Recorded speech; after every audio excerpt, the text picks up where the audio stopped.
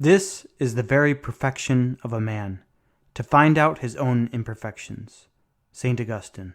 This week on the Vital Masculinity podcast, we talk about perfectionism. This is something that many of us struggle with, myself included. We all desire to be great men, but often this desire is distorted by perfectionism. The truth is that we cannot be perfect, and while we can recognize this, we still may hold ourselves or others to unrealistic expectations. This isn't healthy. In many cases, it is the result of an underlying insecurity. We feel like we have to prove something, to ourselves, to others, to God, or maybe we're not even sure whom. The problem is that this often hinders us from being good men, because we cannot let go of perfection. However, a man has to learn humility. He has to learn how to adapt. He has to learn to accept the truth of things and to do the best he can. Otherwise, he might fly too close to the sun and find that he is burned out. Let's make sure this isn't us. Let's be good men who fight the good fight, who fly high, but who also have the humility and the intelligence to fly well.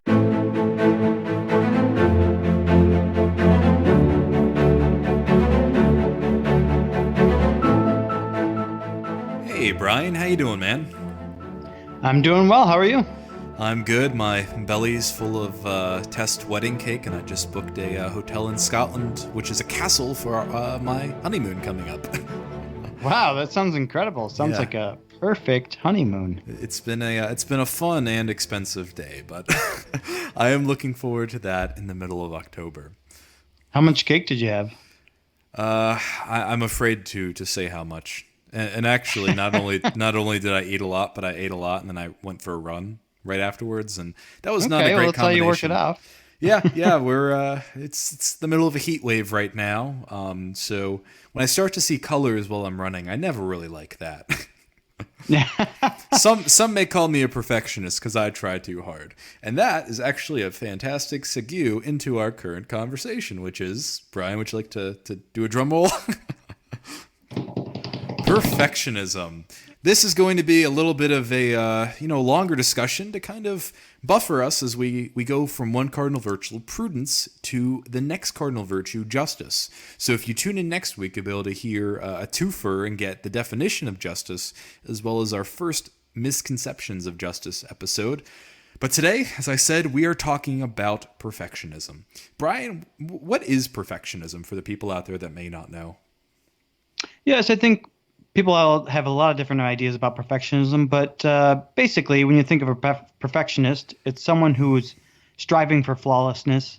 Maybe they're trying to be exhaustive in whatever they're trying to accomplish, or they have really high standards that they want to meet. Okay. So let me play a little bit of devil's advocate and ask you the question why that's bad. You know, as guys, we typically have this image of being hardworking, driving 24/7 to reach to the goal, to provide for our family and so on, and to be the best at our craft. So is that different than perfectionism, or is that something we shouldn't be striving for?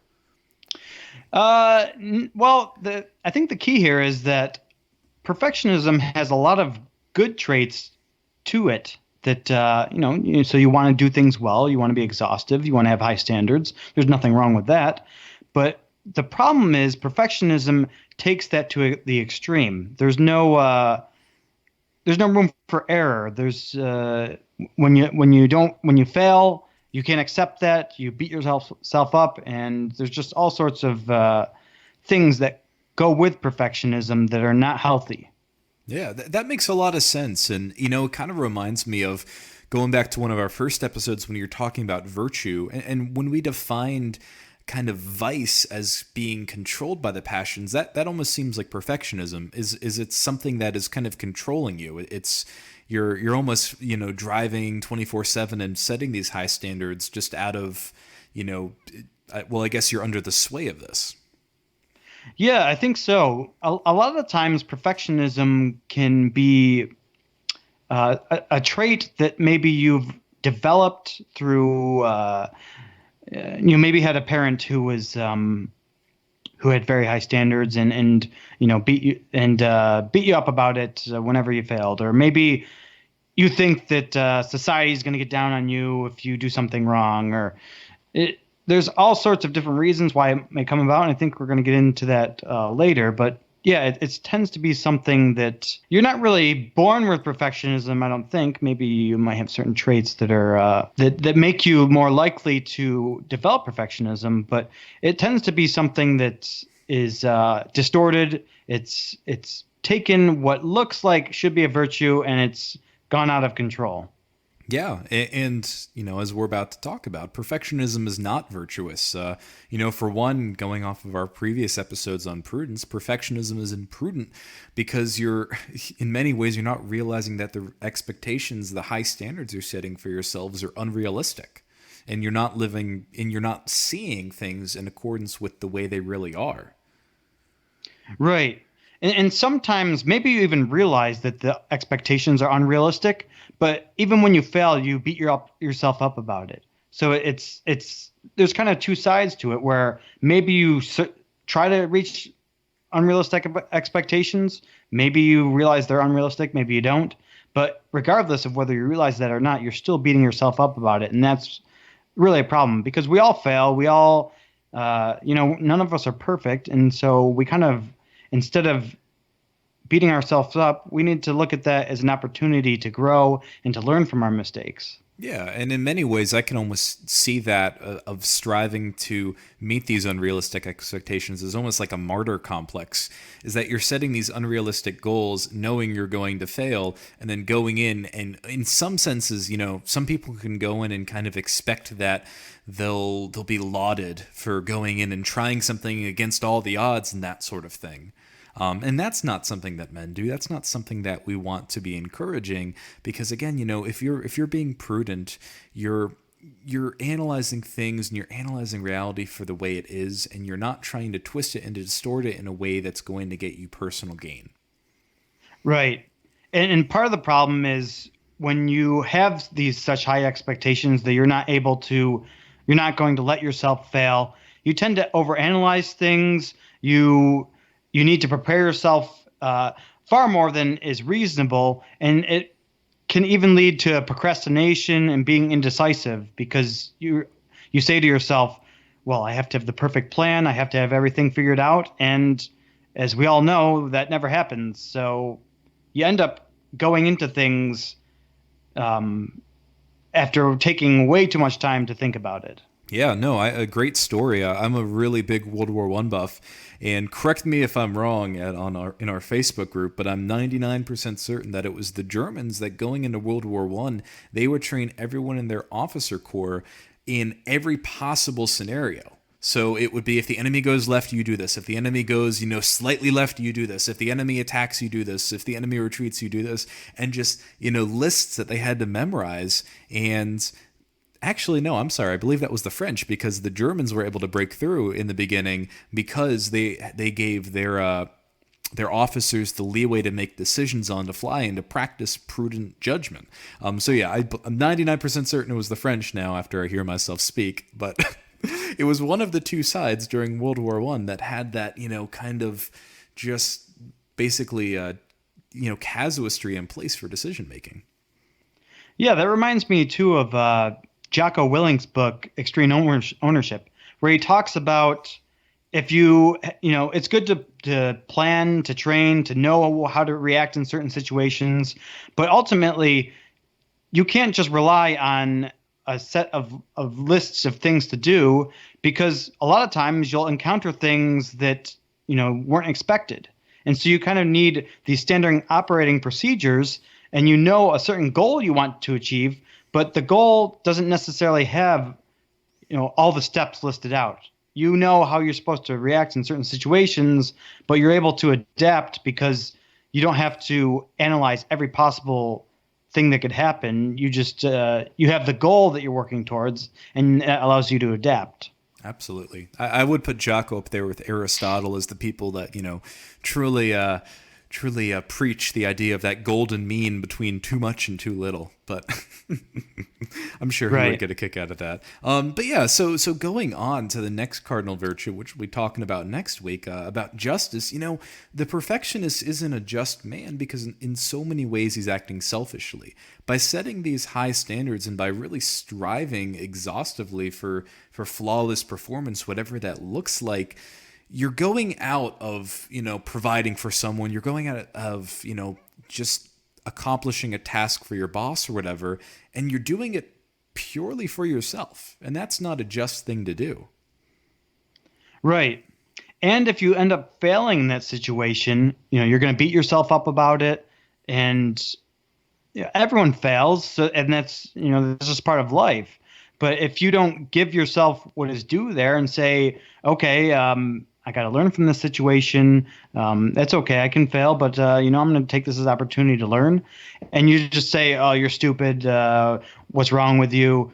You're not giving yourself your due. Like, you may have tried your best. You may have done, maybe you prepared as well as you could with the information you had, and it just didn't work out.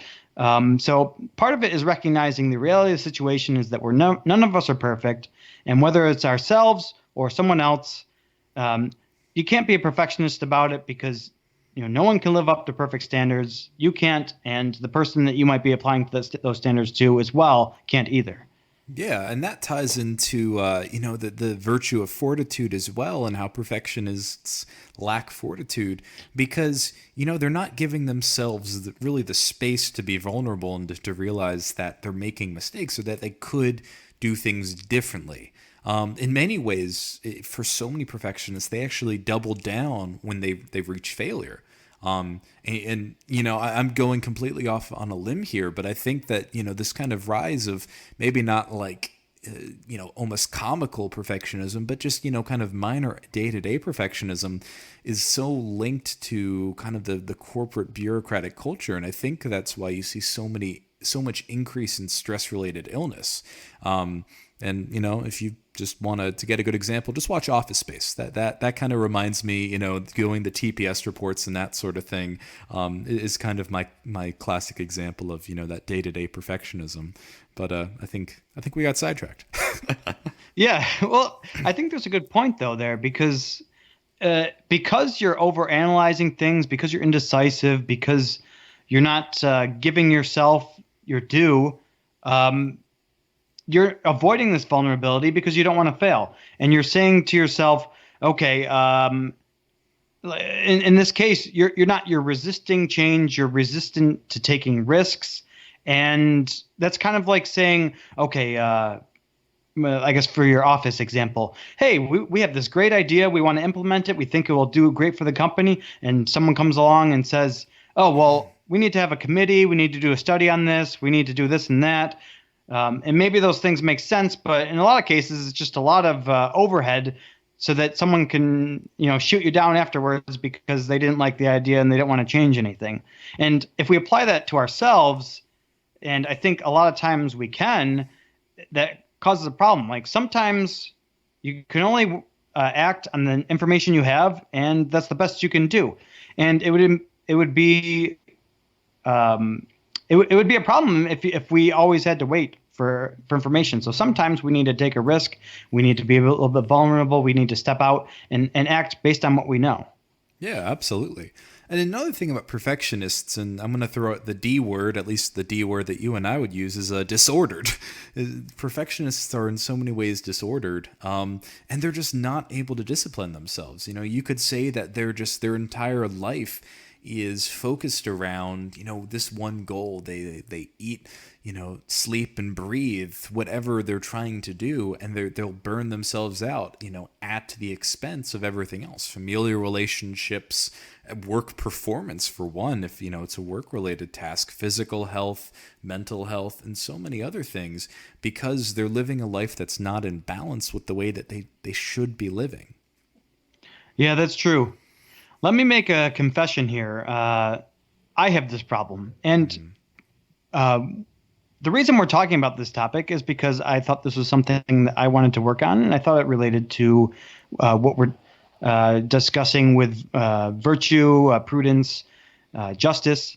And so I picked up this book, and a lot of the content that we're getting from is from this book. It's called The Joy of Imperfection by Damon Zaharidis. I'm sorry I butchered that name, but we'll link it in the description. But so let me give an example from my own life.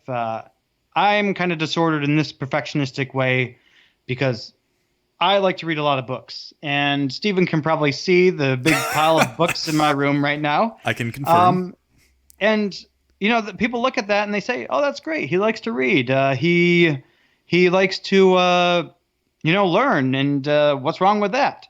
And he's not spending his time watching a bunch of YouTube videos. Well, actually, I am sometimes, but they look at these things and they say, "Okay, that's good. That's great." And you have a hard time seeing, like, how can this be a bad thing?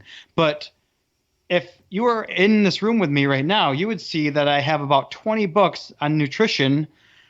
That's like the same topic.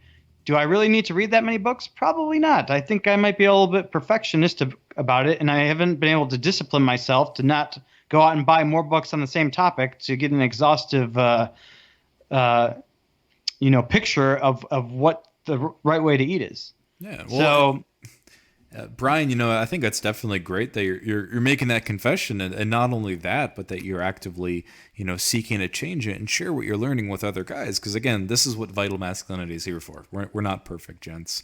But in so many ways, like I feel, I identify with that as well. Maybe not about books. I'm trying to think of an example off the top of my head, but I think in so many aspects of my life, I can kind of sense that, if not there, but creeping in. And to me, a lot of it is, you see perfectionism kind of reflected in the verbiage used by, I'll say, a prevailing culture among millennials, Gen X, and so on. The words like grind and be obsessed, and that sort of thing, work hard, play hard. And in many ways, I think a lot of the people that are probably listening to this podcast, if you're 20 or 30 or maybe even early 40s, you probably grew up in a world where that is the normal, where you're sacrificing everything else for one, gain. And a lot of times it's money. It could, also be, let's say you're an MMA fighter, you're sacrificing everything for your trade, for, Brazilian jiu-jitsu or, kickboxing or something like that. And in many ways, we've come to accept that is the new normal, even though in many ways we're also living in kind of a mad world where we're not ordering our lives the way they should be. Yeah, that's true. And I think that's another way that this perfectionist mindset is intemperate, because your attempt to be perfect here is self-destructive. If you think about it, you can't really have everything. And work hard, play hard, that's great. Like, you want to work hard, you want to, enjoy your life. But, if I work really hard, I'm probably not going to have time to do every single hobby that I would like to do. Or if I work 80 hours a week, I might not be able to spend time with my kids and, do the things that, people enjoy doing with their kids, like going to, I don't know, like a school event that's during the middle of the day, or, doing different things with their family. There's just all these different trade-offs that you kind of have to pick and choose from. Like, sometimes you have to say no to a good thing to have an even better thing. And the perfectionist has a very hard time saying no to good things because they want to have all the good things, and that just isn't possible. Right. Yeah. And this notion that perfectionism can be self-destructive is very visible when you look at, how it can cause things like not just increased stress, but the results of that as, anxiety, depression, frustration, and things that can result from that, whether it's divorce, loss of a job, health problems is a big one, whether it's heart attack, high cholesterol, high blood pressure, and that sort of thing.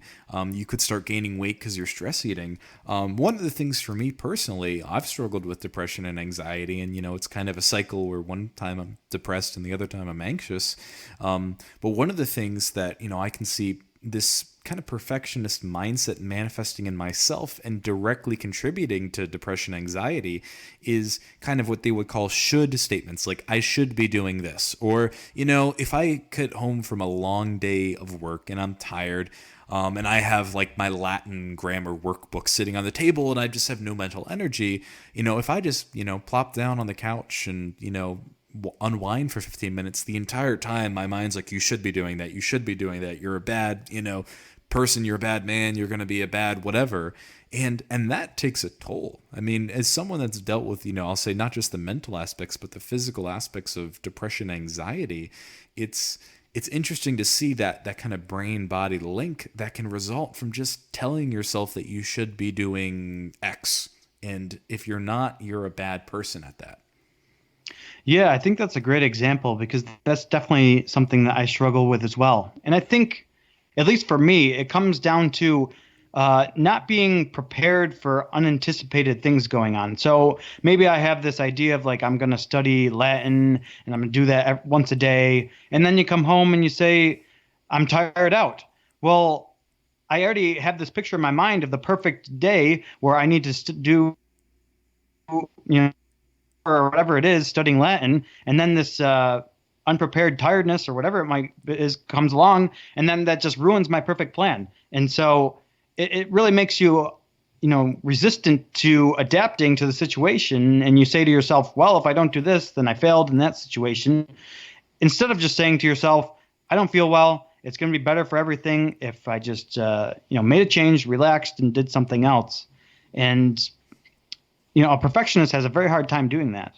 My favorite motivational video relating to what you're just talking about, Brian, is Jocko's Good. Have you seen that video on YouTube? Yes, I have. We'll link it in the description. But it's phenomenal. Honestly, I think that we should all probably listen to it, once a day, because it's that whole, if you start off your day, like, okay, going back to the honeymoon example, there are so many things that can go wrong because not only do I have to take a plane from North Carolina to Scotland, to Edinburgh, then we're going from Edinburgh to 2 other cities, and it's a whole long 2-week trip. And I have this great plan in a spreadsheet because I'm an accountant, but I have this wonderful plan, and it could get derailed. And then that could stress me out. It could ruin my relationship with my, at that time, it'll be wife. There's so many things that could go wrong. But as Jocko says in that video, which is the title, good. Okay, well, what if the plane gets delayed? Good. What if there's weather that, delays the train by a day and we miss a reservation? Good. There's so many good things that can come out of that, but the perfectionist, because he's so focused on the goal, as compared to, the classic trope being focused on the journey on the way to that goal, you're cutting yourself off. You're hampering creativity, you're hampering other avenues, you're hampering, other opportunities that can make you a better person, that can make you more fulfilled, or at the very least can provide some level of alternative to what you originally had planned. Yeah, that's such a great example with the Jocko video. I think, it's, you listen to that and you say, good. Like, how can you say good to this? But that's like the perfectionist mindset. Like, how can I possibly adapt to the situation and find something good out of this? Like, something went wrong. I can't. And so just listening to Jocko, I think, will help a lot. But it's kind of like this all or nothing mentality. And I think this is kind of really common in sports. And I'm sure a lot of our listeners have played a sport or listened to a sport. And a lot of times you'll hear a coach say, like, always give 100% or always give 110%. And like, okay, that makes sense. Like, you want to do your best. But, sometimes you can only give 85%. And maybe that's what you should be doing. I saw this one quote online and I had to chuckle because it says, always give 100% unless you're giving blood. Oh, goodness. Yeah, well, and that reminds me of another quote by G.K. Chesterton, which is the what he says, anything worth doing is worth doing badly. It's not that anything worth doing is worth doing if you're going to win a gold medal for it.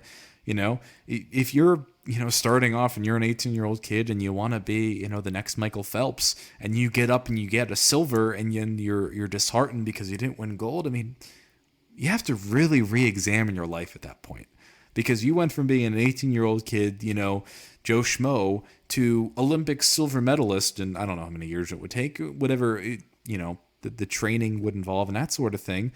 But you're missing so much around that, and you can't really fault yourself for it.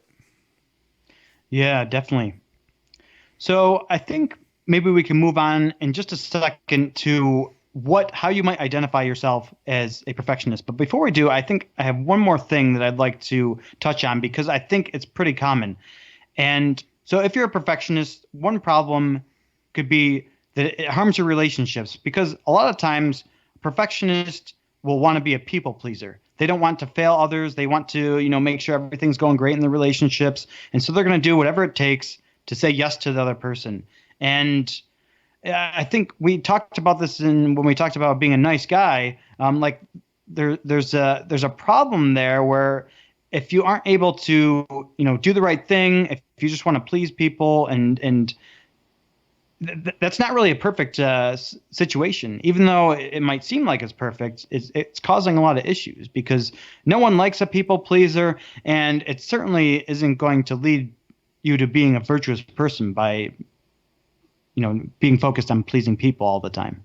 Yeah, I have a great example with regards to that. So, Brian, you may get a chuckle out of this, but my the accounting firm that I used to work at before I got my new job, one of their advertisements to prospective employees was that they had the lowest divorce rates of their associates in the region, which sounds really weird as a perk to working at an accounting firm. But when you think about, a lot of the culture about, the work hard, play hard, the grinding all day, if you're a people pleaser, if you're a perfectionist that, takes that people pleasing route and you're trying to please your boss, if you're the guy that's working 80 hours a week, or maybe you're not even working 80 hours a week, but you're working late at night, you're the guy sitting in bed while your wife's trying to sleep while you're on your laptop and you're putting away at the keyboard, trying to get your next proposal or presentation, good for you for advancing your career. But still, think about all of the potential, not even potential, think about all the negative effects you're having on your wife, on your children, on your own health. You're not getting 8 hours of sleep. You're not taking the time to exercise. You may not be eating right. You may be rushing, and grabbing McDonald's every day because you're just trying to hammer away at this. And, that's very self-destructive behavior, but it's not just self-destructive. You're destroying relationships. You're destroying families, and it has ripple effects beyond just the relationship between you and your boss. Yeah, that's true. And I can totally relate to that because I remember, I went to school for software engineering. I'm getting out of college. I'm looking for a job. And I was lucky enough to find one right out of school, and that was great. But, I don't have a whole lot of confidence in myself. And I'm like, okay, I need to, make a good impression. So I need to stay in late, come in early, stay late. And then if I make a mistake, I need to hide it because, no one's going to be happy about that. But the problem with that is, you put up a wall between yourself and other people, so they can't understand where you're coming from, and you're not willing to divulge that, and it just causes a lot of confusion, it causes a lot of stress on yourself. And just think about doing that in a relationship. Like if you're doing that in a relationship, you're not really as close to that person as you probably could be or want to be, and so that's a real issue if you aren't willing to be vulnerable to show them like where you're making mistakes. Maybe you think something that they don't appreciate or don't agree with, and you have to talk about those things. But when you don't do that in a work relationship or in a romantic relationship or whatever relationship, that causes little rifts in that relationship, whether or not people notice it. Yeah, no, you just hit on, I think, all of the negative side effects of being a perfectionist in that one little spiel. But I think it's time for the inaugural edition of Vital Masculinity's first game, which is You Might Be a Perfectionist If... I have a very bad Southern accent. I'm from New Jersey, but... Anyway, so what are some signs, Brian, that someone may be a perfectionist? Okay. So you might be a perfectionist if failure to achieve your goals causes you to become depressed. Yeah.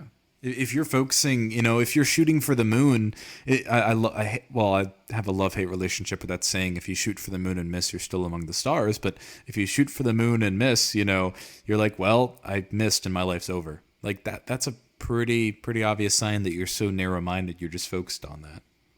Yeah, that actually reminds me of the Apollo 11 mission that just it was like, what was the 50th anniversary recently? Right. And I was listening to some great podcasts about that. There's a good one. I'll have to link it in the show notes. But the one thing that they talked about was, they were, their goal is to make it to the moon, and if they you know, a long term if they would be the point of no return. So it's kind of like they shot for the moon, and if they failed at that point, they would have crashed into the moon. So, but I think that's how people that's how people feel when they're perfectionist and they say they don't say I shot for moon and landed in the stars. They say I crashed into the moon and it's all over.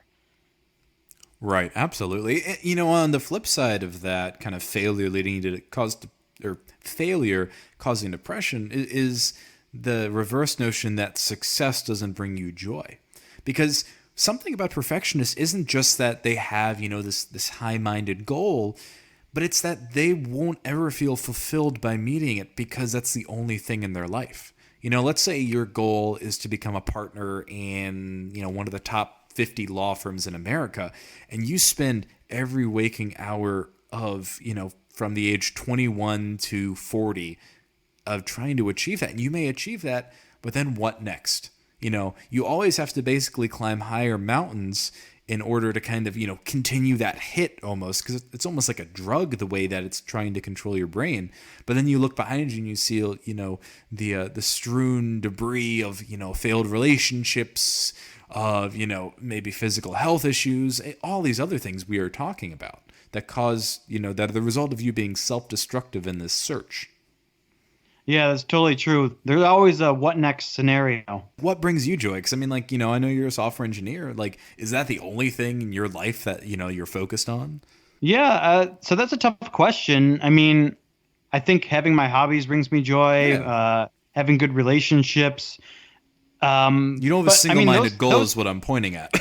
right. Those things can always come and go too. But I think even more than that, like one thing that can always bring you joy is living a life of virtue, which is something we can always do no matter what is going on around us.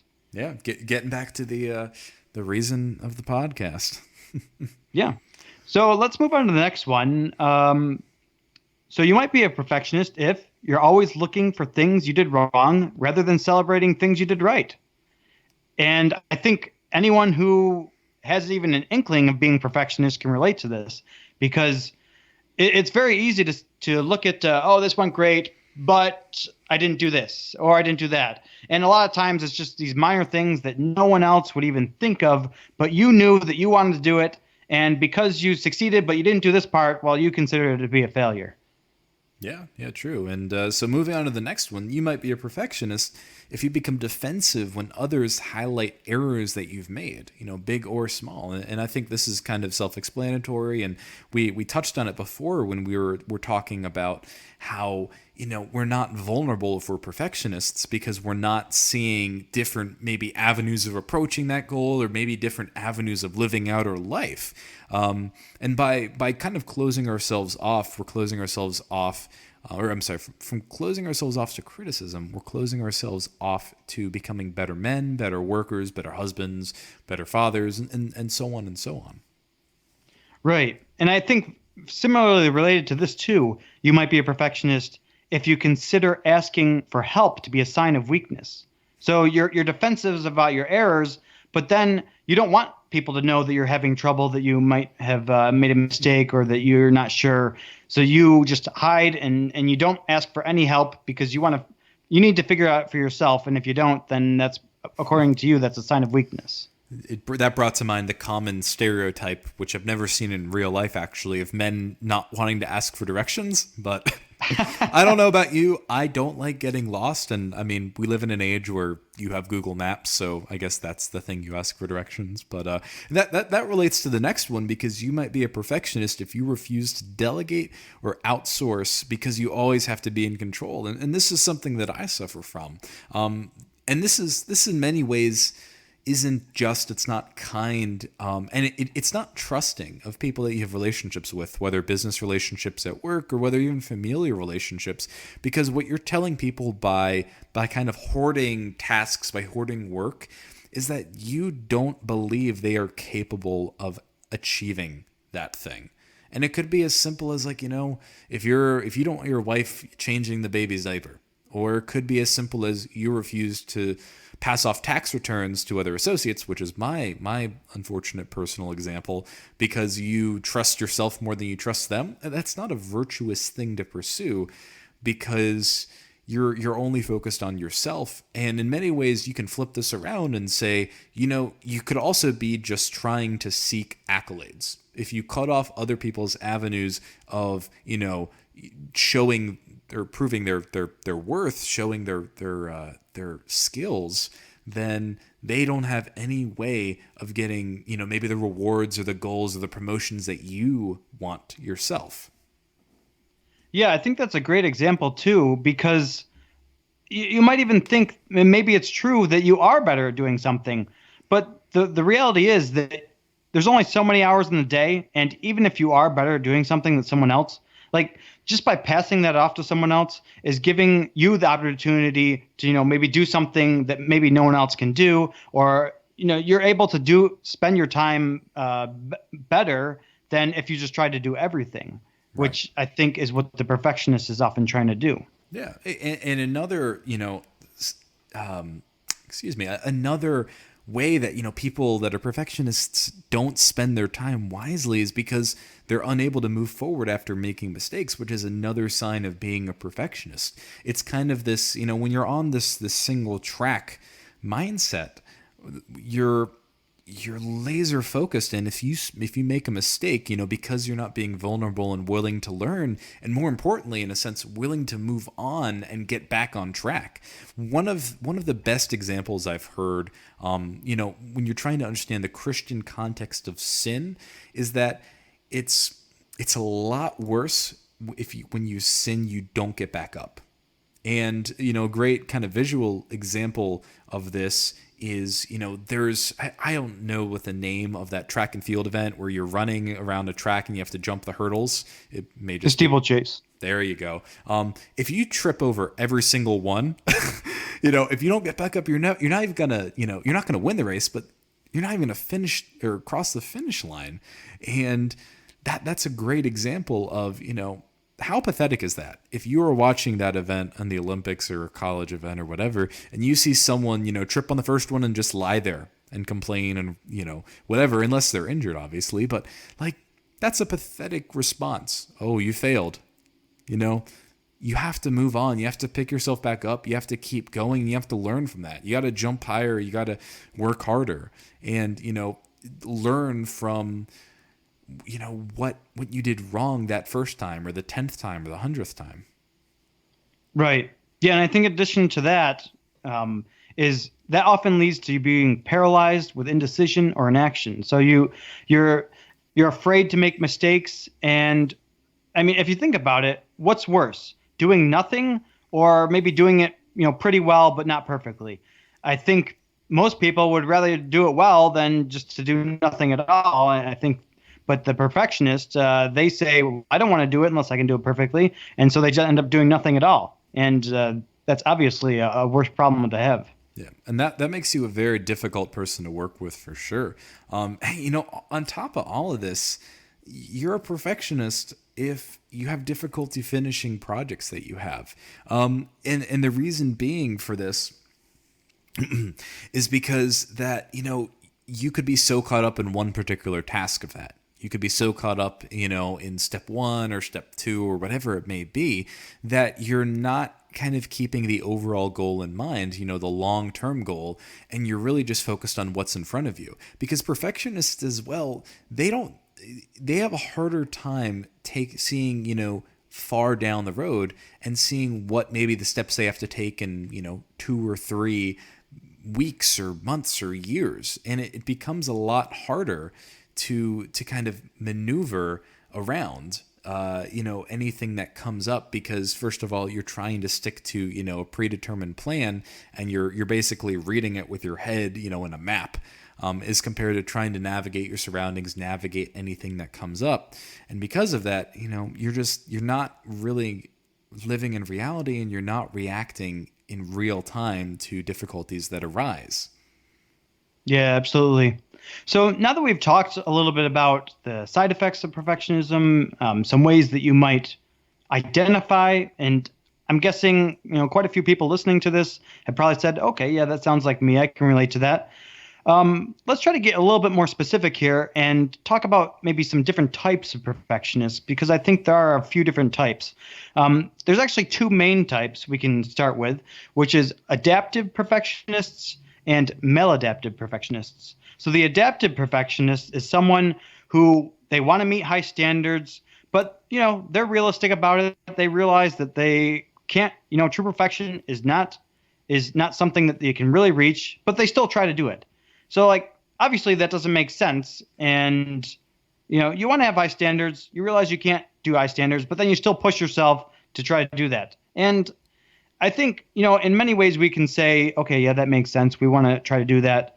But if you don't give yourself some leeway, then that can become a problem. That one isn't such of a big deal. The one that is really a problem is the maladaptive perfectionist, which is someone who strives to meet unrealistic goals and they expect to accomplish them every time. Yeah. And there's a lot of subsets of these. It's not just, one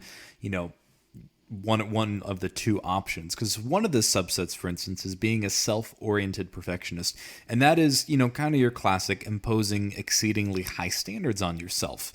Another one, though, which is a little bit, off the beaten path, is the socially prescribed perfectionist, and that's believing that others expect perfection from you.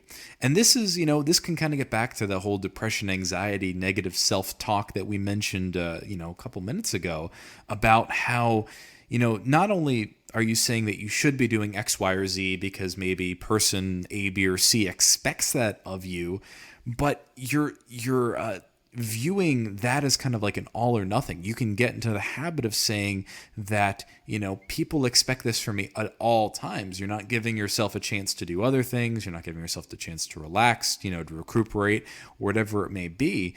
And you're really beating yourself up for what you think other people are actually not saying. Yeah, and I think that mindset can also lead to a different type of perfectionism, which we'll call other-oriented perfectionism, when you expect other people to be perfect. So if you think about, you apply the standard to yourself and you think that you should follow the standard, a lot of times you might say, well, other people should follow the standard too, because obviously it's the standard to be met. And I can say from experience, I won't name any names, but these people are probably the most annoying type of people to be around, and they're extremely frustrating because they don't give you any leeway. They don't give you the benefit of the doubt. Anything you do wrong, they just pounce on it, and you're toast. And the best part is that when we talk about how they expect others to be perfect, it's their definition of perfect. These are the, in some respects, the may I speak to your manager ladies. Yeah. And, one of the next ones, another type of maladaptive perfectionism, and this kind of grinds my gears, is that, you're striving for perfectionism, but you're doing this because you believe that it will result in other people's approval. And, in many ways, this could be like the kiss ass is a classic example, but also some of you listeners may relate to this, because if this is the classic scenario of the guy that's staying up late at night working on his laptop, that image that he used before, because you believe that doing all this work may, make your boss like you. A lot of people, if they have a boss that, was just mean or spirited or doesn't like them or whatever, they think that, kind of going all out 110% means that, the boss will like me, I'll get a raise or X, Y, or Z. And not only may that not be true, it may be true, but it may not be true. But again, you're doing things based solely on what you think other people think about you. Yeah, and I think this type of perfectionism is driven by a number of different things, but I'm thinking specifically of social media, where you think of the online debate, and everyone's beating each other up and saying like you're an idiot and you're trolling people and whatever's going on, and it can if you are regularly engaging in these types of discussions, which, I mean, I wouldn't even call them discussions. They're kind of just rant fests with people not even speaking to each other. But if you're regularly trying to win this, you're you're developing this neurotic perfectionism where maybe you're trying to address every single point so that no one can possibly attack you, and so you can be perfect in that way. And on the internet, someone's always going to find a way to destroy your argument. So don't even try. You're never going to win that way. Another example that I like that kind of shows the link between perfectionism and other sorts of disorders is anorexia. And bulimia and other types of eating disorders, because these are people that are, not striving perfection by going to the gym or, working hard and grinding 24/7, but they're taking, shortcuts. They're seeking the magic pill that they think that if they reach a certain, body fat or body type or whatever it may be, and this is, I shouldn't say every case, but this is a lot of cases you see with this. They're doing it because they think, people will like them, or at the very least they'll get attention. And that's, I think that's a great example because it just shows that there is a link between this sort of perfectionism and other types of mental disorders. And in many ways, this can also lead to our next form of maladaptive perfectionism, which is being a principled perfectionist, which is struggling to achieve one's own perception of flawlessness and of being, perfect. Because that's a battle that you're never going to win, because you can always set the bar higher for yourself. And, if you're setting reasonable goals that, are chunked out, like, okay, if you want to learn Latin, maybe you'll do 1 page tonight instead of doing 100 pages of the grammar workbook. 1 page is a lot more reasonable than starting off on day 1 at 100 and then giving up because you realize that's untenable. But, if you're struggling to achieve this perfection, that you're defining, it can really lead to, depression, because this is the best way of saying, I want to be here and, I'm actually here and I can never close that gap. My life is pointless, or I'm not good enough, or, what's the point in actually trying anymore? Yeah, I think that's very much related to the, trying to please people and get people's approval. But in this case, it's, you have your own standard. Maybe you say to yourself, I don't really care what anyone else thinks. I just want to live up to the standard. But either way, it's, no one can be perfect. So it's kind of a detrimental to take this approach. Let's move on to the next one. So hyper-attentive perfectionism. This is, I think, very similar to what I gave some examples of before, but it's focusing on the object of one's attention to the point that every detail must be closely scrutinized. So this is the guy who's arguing on Reddit or Facebook or whatever it might be, and they're saying, I need to make my argument bulletproof so that I understand every possible objection that someone might make, and every detail must be scrutinized, and I'm not going to give them any room for to break through my solid wall of perfection. But that's obviously not going to happen. Yeah, I think this is also a good, kind of example would be like the trope of the micromanager at work, the guy that needs to, check every little detail of the work you're doing because, he doesn't trust you, going back to what you were talking about before. But, having that level of scrutiny, and you're, in many ways, you're missing the big picture and yada, yada, yada, as we've already talked about. So the next one is narcissistic perfectionism. And this would be showing off your abilities or knowledge, which reinforces others' perceptions of what your ideal self is. I think this is really greatly demonstrated by social media. You see people that, will kind of consistently, they'll work hard. Like, let's say you're a bodybuilder and you're going to the gym, but every day you're taking pictures and posting on Instagram, and you're doing it not because you want to show off, you may have been 100 pounds heavier before and you're trying to show off, progress and inspire people. You're doing it because if you don't get the likes, if you don't get comments, if you don't get interaction and that attention, that your goal, the reason why you're going to the gym, in the first place, doesn't mean anything. And having that level of narcissism is damaging because really you're just using other people. You're just using them to feed your own ego. Yeah, I can think of another example too, where say you're having a intellectual discussion with a group of people, and it's interesting and the discussion is it's invigorating, and people want to show off their abilities. So someone might wait and say drop a quote from some famous person that's supposedly really smart, or they might wait until the right moment so that they can share this detail of information. And maybe those things aren't bad. I think that obviously people do those things, and then they don't have any. They're not trying to show off. But I think a lot of times, especially on social media, for example, that's the case. Yeah, for sure, for sure. And going to this last one, which is emotional perfectionism, I thought this was particularly interesting because this is the belief that one should always be in complete control over your emotions. And this is interesting because I think we live in a world which is very emotivistic. It's very this idea that your feelings and your emotions are kind of like the highest possible authority you can have, whether it's, what you order for lunch to, where you're living.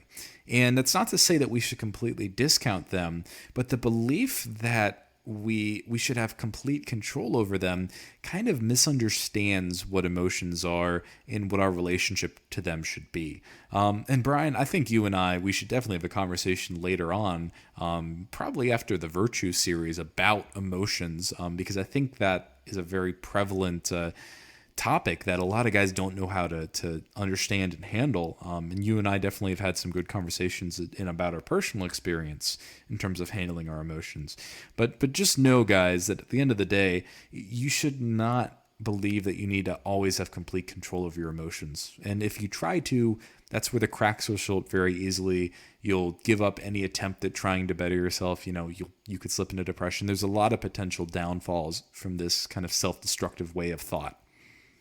Yeah, I think this is definitely one that men probably deal with more than women, perhaps, because, well, at least in a specific way, because men will often think of, women. No, women are emotional.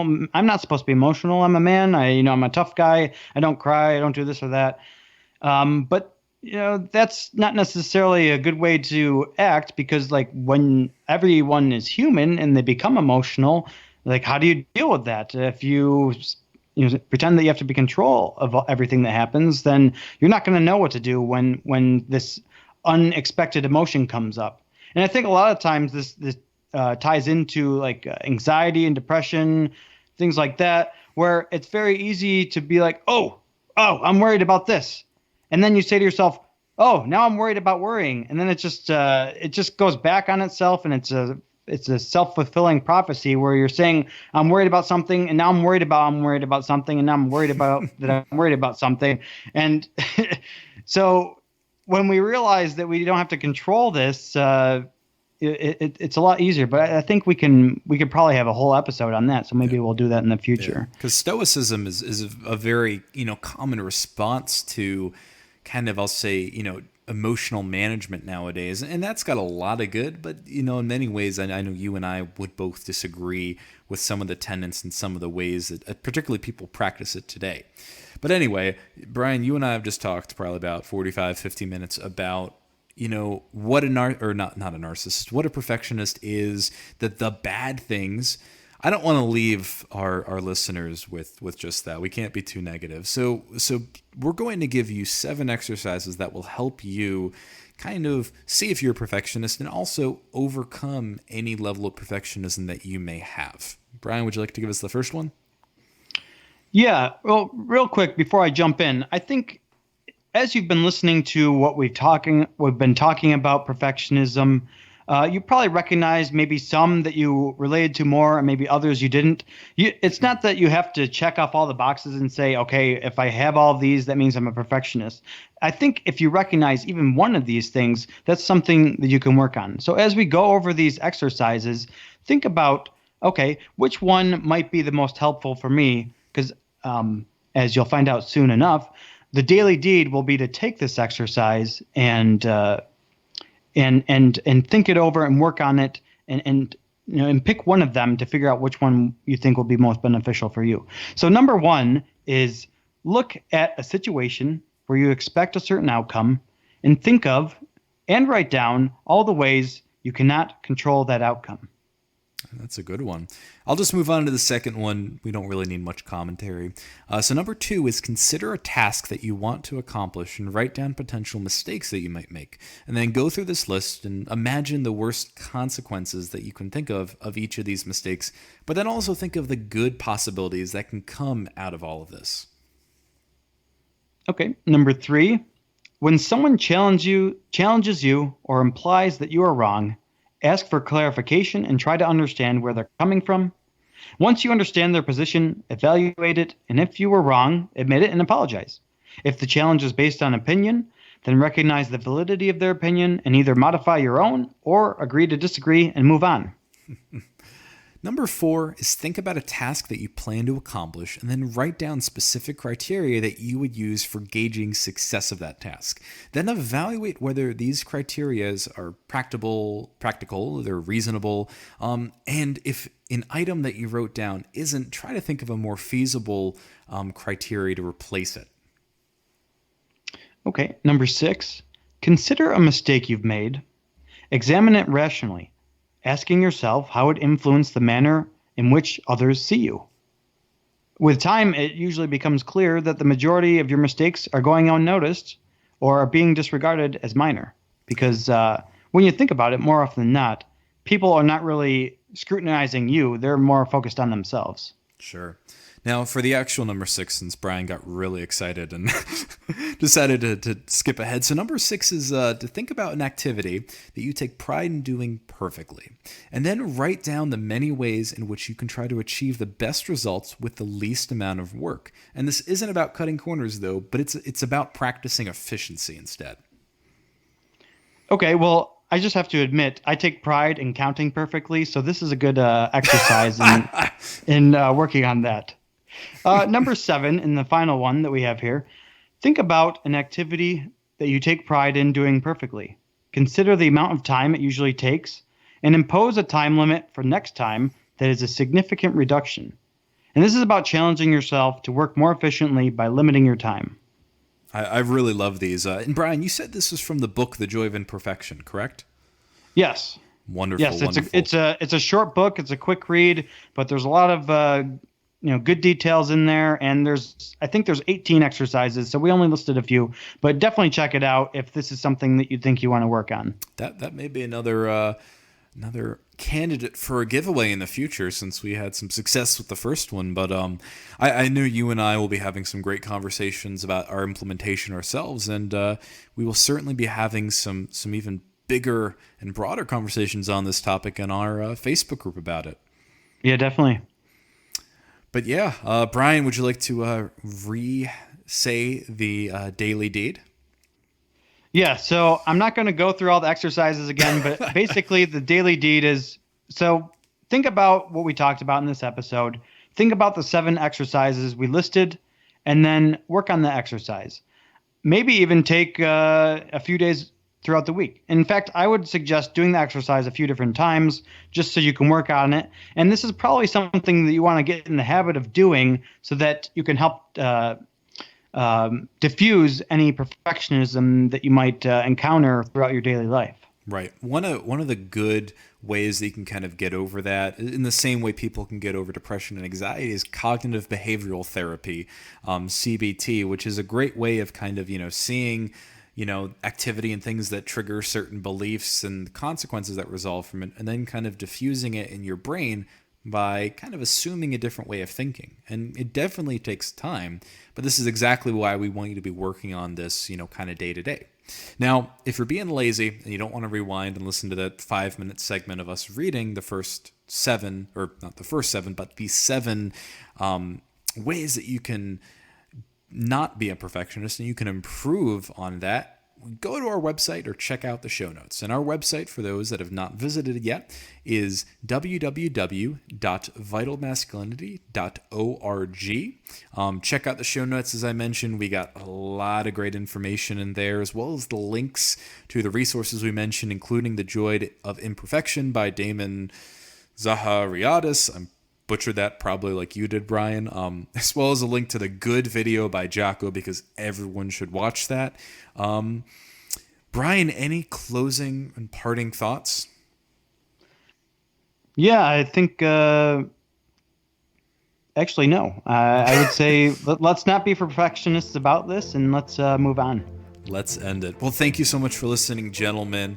Please check out all the things I just mentioned. Join our Facebook group and really join the conversation that we believe will help you make yourself a better man. And always remember that virtue makes the man.